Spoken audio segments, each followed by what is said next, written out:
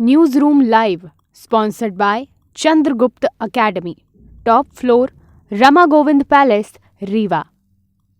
नमस्कार, विंध्या टाइम्स में आपका स्वागत है। प्रदेश की 4 बड़ी खबरों के साथ हाजिर हुए हैं और पहली खबर की बात करते हैं जो कि मध्य प्रदेश में संक्रमण से जुड़े हुए आने वाले सेलिब्रेशन यानी न्यू ईयर से जुड़े हुए तमाम मुद्दों को लेकर है। मध्य प्रदेश में भी केसेस बढ़ते जा रहे हैं और इस बीच पाबंदियां भी लगना आम बात है, क्योंकि अगर केसेस काफी ज्यादा मात्रा में बढ़ेंगे तो सरकार पाबंदियां लगाना और ज्यादा शुरू कर देगी।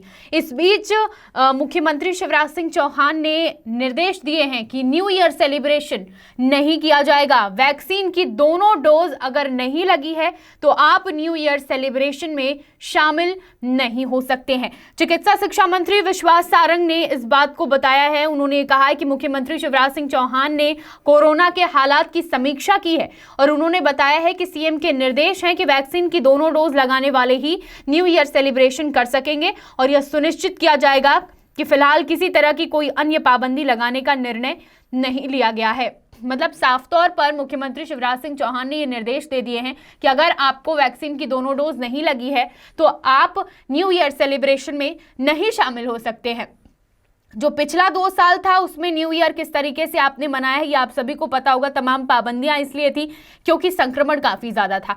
अभी संक्रमण की संख्या भले ही कम है, लेकिन अगर लापरवाही हुई और अगर हमने खुद को सुरक्षित रखने के लिए वैक्सीन की दोनों डोज नहीं लगवाई तो हम जरूर ही इन तमाम सेलिब्रेशन से वंचित रह जाएंगे और हम इन सेलिब्रेशन में शामिल नहीं हो पाएंगे। इसी तरह का एक निर्देश मुख्यमंत्री शिवराज सिंह चौहान ने जारी कर दिया गया है। इसके साथ ही जिम ओनर को भी सुनिश्चित करना होगा कि उनके यहाँ आने वाले लोगों को वैक्सीन के दोनों डोज लगे हों।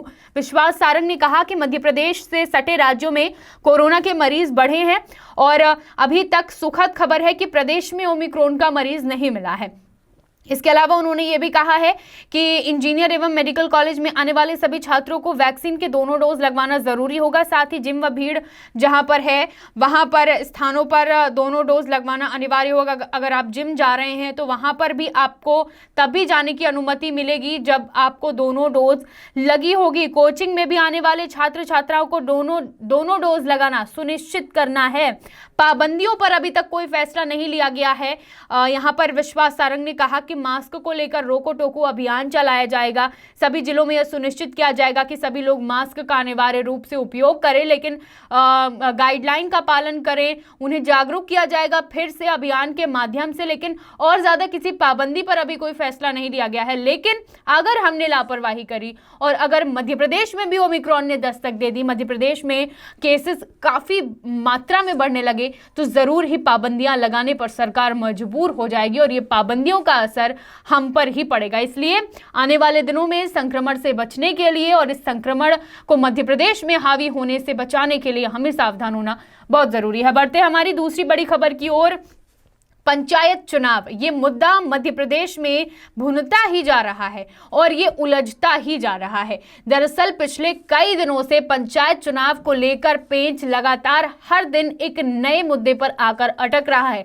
विधानसभा शीतकालीन सत्र का 4था दिन और इस दिन अशासकीय संकल्प पारित किया गया है। मध्य प्रदेश में पंचायत चुनाव ओबीसी आरक्षण के बिना नहीं कराए जाने का सरकार अब विधानसभा का यह संकल्प राज्य निर्वाचन आयोग को भेजेगी। यानी अब आयोग तय करेगा कि चुनाव की प्रक्रिया जारी रहेगी या फिर इसे टाला जाएगा। अभी तक जो भी फैसले लिए गए हैं उस बीच में चुनाव की प्रक्रिया लगातार जारी रही, फिर चाहे वो नामांकन हो, चाहे चुनाव चिन्ह का आवंटन कराना हो, तमाम चीजें, ये तमाम जो प्रक्रियाएं हैं पंचायत चुनाव की ये जारी थी।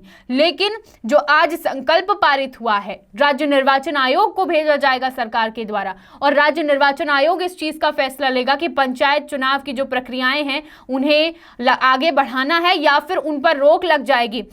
इस बीच विधानसभा अध्यक्ष डॉक्टर गिरीश गौतम ने पंचायत चुनाव को फिलहाल टलने के संकेत दे दिए हैं। दरअसल उन्होंने ये कहा है कि विधानसभा से सर्वसम्मति से जो संकल्प पारित हुआ है उसे सरकार और राज्य निर्वाचन आयोग को भेजा जाएगा। एक तरह से यह चुनाव प्रक्रिया को रोकने के लिए सपोर्टिंग डॉक्यूमेंट माना जा रहा है, जिसके माध्यम से बताया गया कि सदन का यह स्पष्ट मत है कि त्रिस्तरीय डॉक्यूमेंट प्रस्तुत कर सकती है।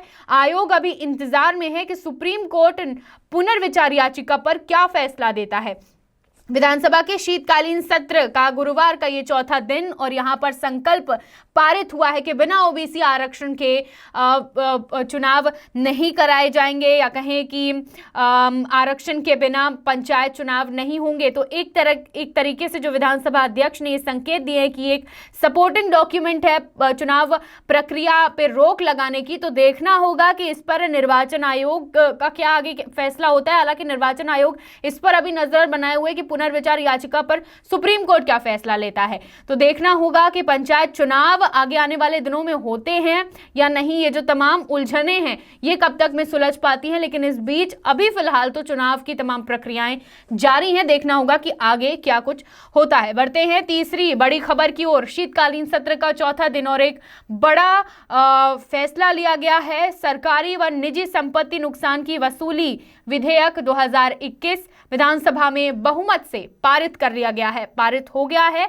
अब मध्य प्रदेश में सांप्रदायिक दंगे, हड़ताल, धरना प्रदर्शन, जुलूस के दौरान पत्थरबाजी, सरकारी व निजी संपत्ति में किसी भी तरह का नुकसान होने पर कड़ी से कड़ी कार्रवाई की जाएगी और इस पर सख्त एक्शन लिया जाएगा। राज्यपाल की मंजूरी के बाद इसकी अधिसूचना जारी होने के साथ ही यह कानून मध्य प्रदेश में लागू हो जाएगा। इसके मुताबिक यदि विरोध प्रदर्शन के दौरान किसी ने भी सरकारी अथवा निजी चल अचल संपत्ति को नुकसान पहुंचाया तो उनसे इतनी ही राशि वसूली कर मालिक को दी जाएगी।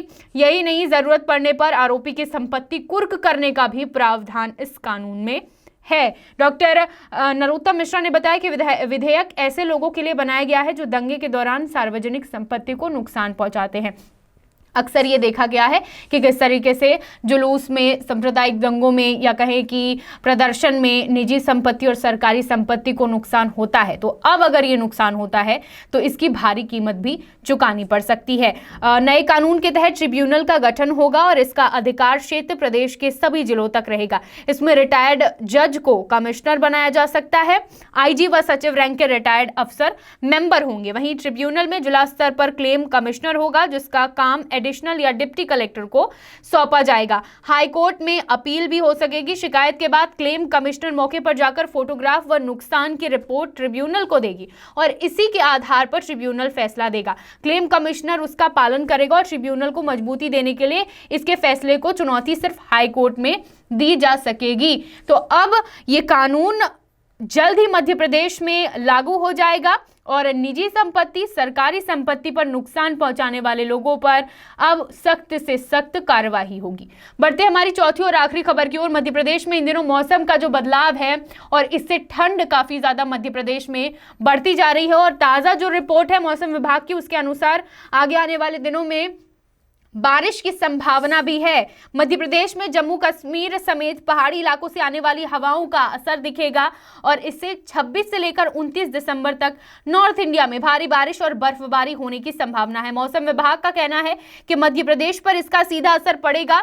शुक्रवार से लगातार 2 सिस्टम 24 और 26 दिसंबर को आएंगे और बारिश के साथ ठंड भी बढ़ सकती है। अभी 3 दिन तक तापमान में उतार चढ़ाव रहेगा। प्रदेश में 5 दिन से तापमान में लगातार बढ़ोतरी हो रही है और मध्य प्रदेश की राजधानी भोपाल, इंदौर, ग्वालियर, चंबल इलाका, विंध्य क्षेत्र के इलाके की बात करें तो इन तमाम जगहों पर जो पारा है वो 4 डिग्री से नीचे चला जा रहा है। विंध्य क्षेत्र की बात करें तो रीवा में यहाँ पर पारा 2 डिग्री तक पहुंच गया था और काफी ज्यादा ठंड और गलन है। और इस बीच अब मौसम विभाग का कहना है कि मध्य प्रदेश में बारिश होने की भी संभावना है। बारिश के साथ साथ ठंड आगे आने वाले दिनों में और बढ़ेगी। आज की 4 बड़ी खबरें। तमाम खबरों के लिए देखते रहिए विंध्या टाइम्स। बहुत बहुत धन्यवाद। News room live sponsored by Chandragupta academy, top floor, Rama Govind palace, Rewa.